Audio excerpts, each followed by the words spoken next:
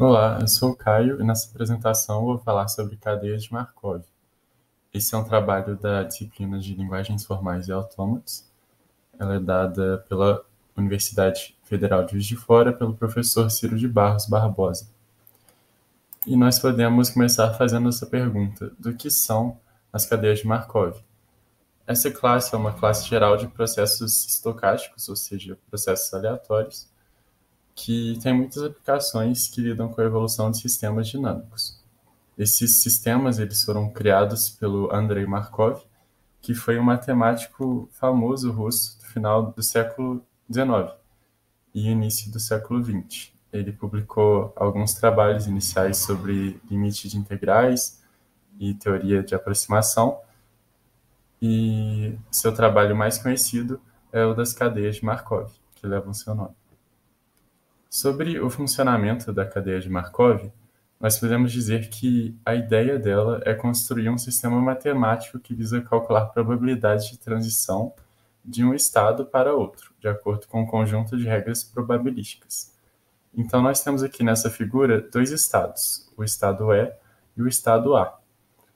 Para cada estado, nós temos uma seta com a transição e a sua probabilidade associada para o outro estado. E também a transição para esse mesmo estado, ou seja, a transição que retorna ao próprio estado.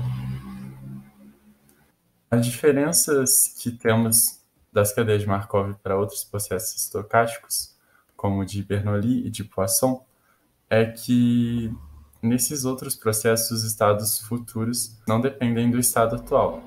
Então, a gente tem aqui nessa figura os estados enumerados e as suas probabilidades constantes que são associadas a esses estados.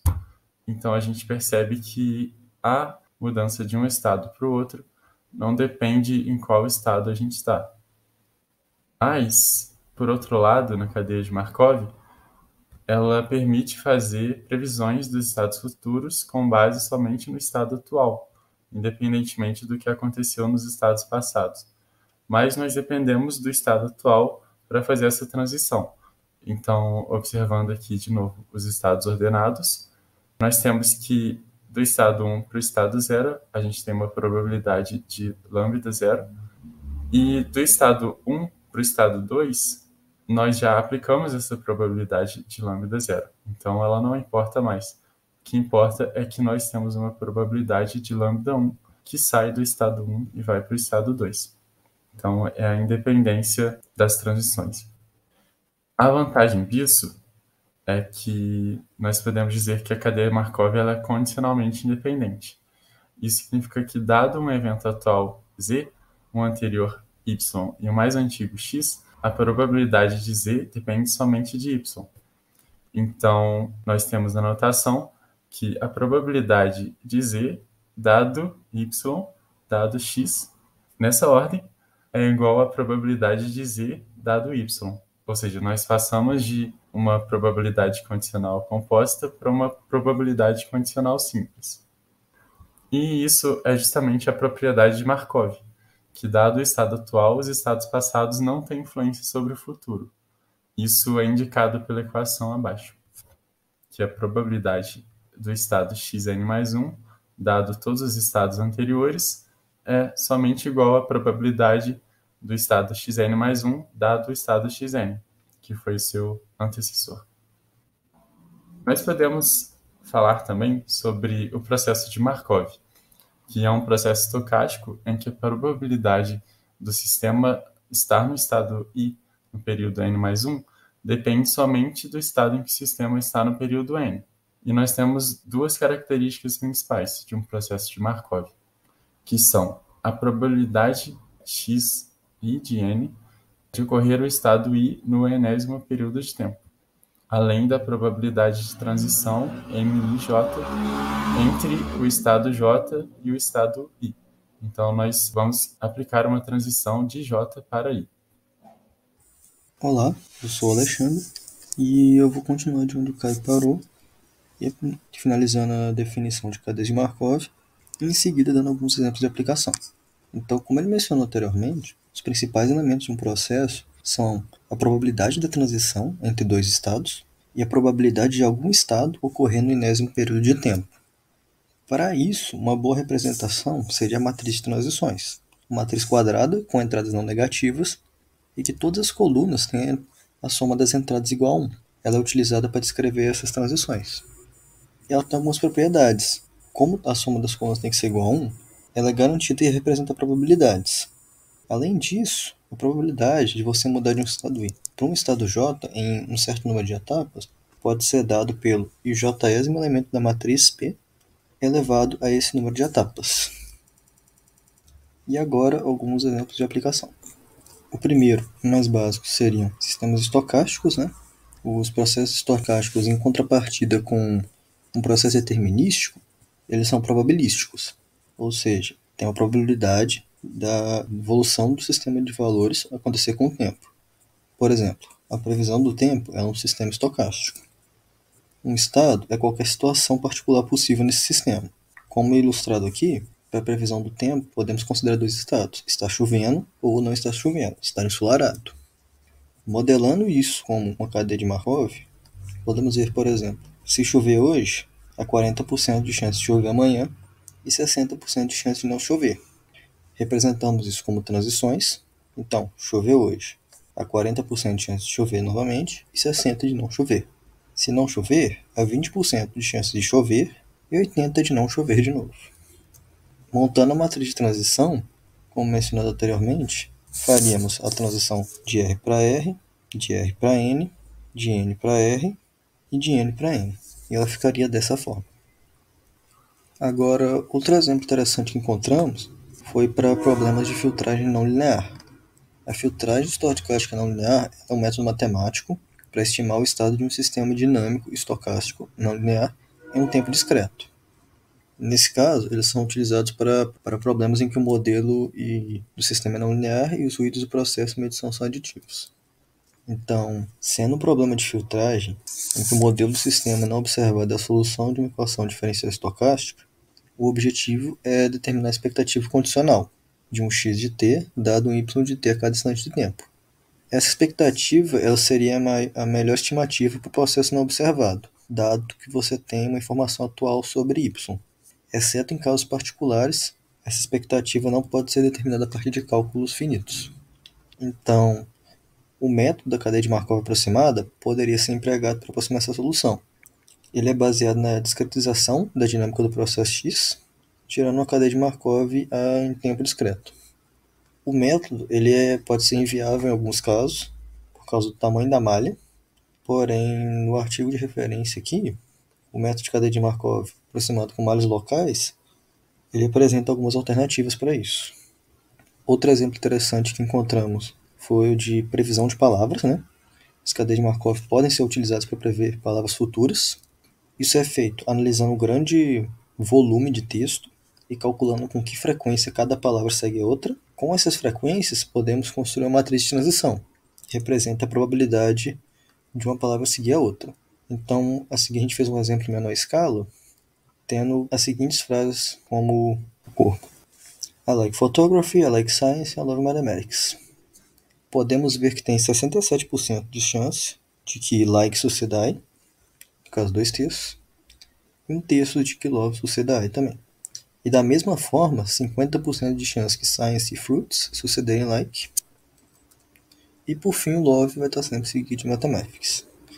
Então, a partir desses dados, podemos representar a distribuição de probabilidade. E aqui podemos ver como ficaria uma cadeia.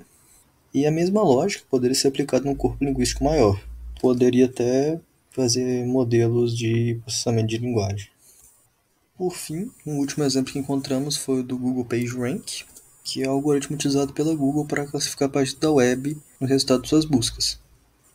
Ele pode ser entendido como uma cadeia de Markov, onde cada página da web é um estado, e os links entre as páginas são transições de probabilidades, e a matriz de transição dele poderia ser construída calculado com base na quantidade e qualidade dos links apontando para cada página.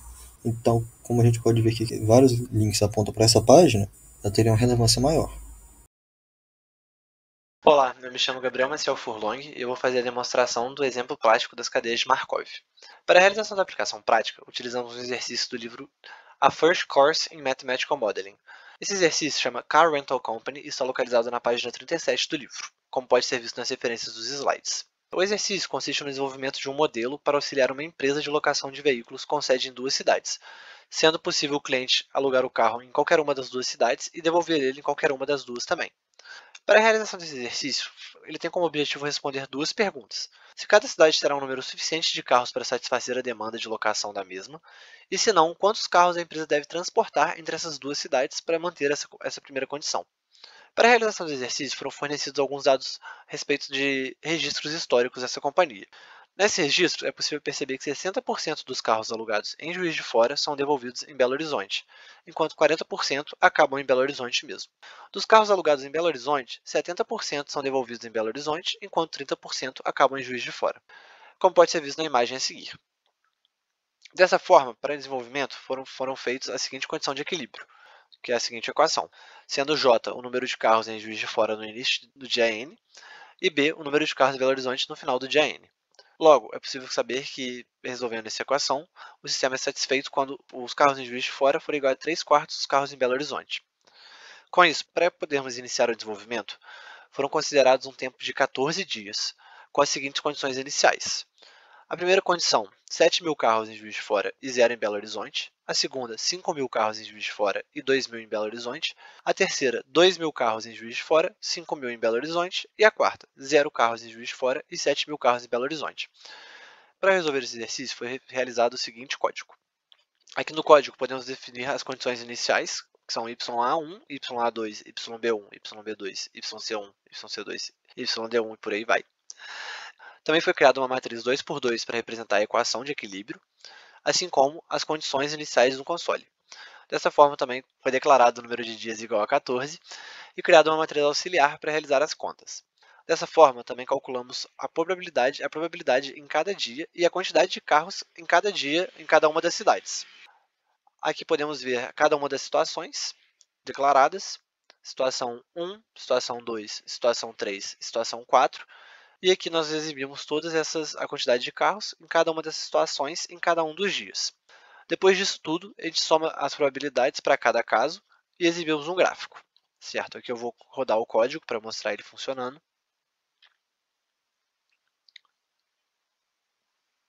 Pronto. Aqui podemos ver no código que ele vai exibir para a gente a probabilidade inicial, que é a nossa condição de equilíbrio, e os eventos iniciais, A, B, C e D. Aqui começamos a printar a probabilidade em cada um dos dias, para cada um dos casos. Então, a probabilidade inicial nos primeiros dias foi de 0,48, 0,52, 0,39 e 0,60999. Essa probabilidade vai mudando a cada dia. O importante aqui é perceber que a partir de aproximadamente 4 dias, o nosso sistema começa a entrar cada vez mais perto da condição de equilíbrio, que é 3.000 carros em Juiz de Fora e 4.000 carros em Belo Horizonte, como pode ser visto aqui. Cada vez que dias passam, mais próximo dessa condição de equilíbrio a gente chega. Para exemplificar isso de uma forma melhor, a gente realizou também o gráfico, onde a gente pode ver isso aqui. Como a gente pode ver aqui, em Juiz de Fora, cada vez mais a gente vai se aproximar de 3.000 carros, enquanto Belo Horizonte, cada vez mais vamos nos aproximar de 4.000 carros. Aqui para a utilização do gráfico, todas as linhas em Juiz de Fora são linhas constantes, enquanto as linhas pontilhadas representam Belo Horizonte. E as cores representam cada uma das situações. Dessa forma, podemos concluir que depois de uma quantidade X de dias, o sistema entrará em equilíbrio e a quantidade de carros em Juiz de Fora e Belo Horizonte se estabilizará pelo resto dos dias. Com esses dados é possível auxiliar bastante a empresa, né, a pensar melhor nas condições de localização e de locação de cada carro. Com isso eu concluo o trabalho aqui e a apresentação do exemplo prático.